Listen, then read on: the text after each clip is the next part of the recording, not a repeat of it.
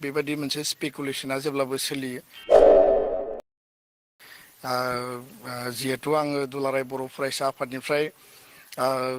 बिदाय लानायनि खोथाखौ आंनि गोसोनि खोथाखौ आं फोरमायदोंमोन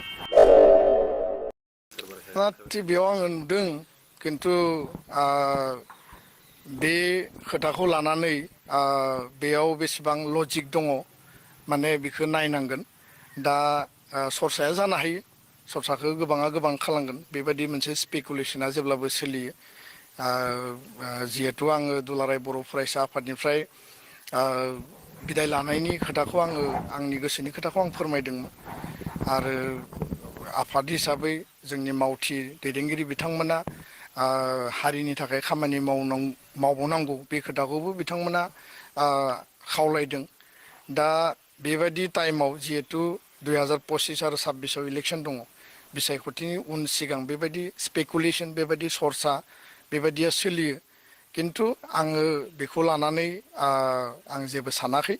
आरो बे जि मेडियायाव जिखिनि निउसफोर ओंखारदों बेखौ बबे एंगोलनिफ्राय मा एंगोलनिफ्राय निउसआ मेडिया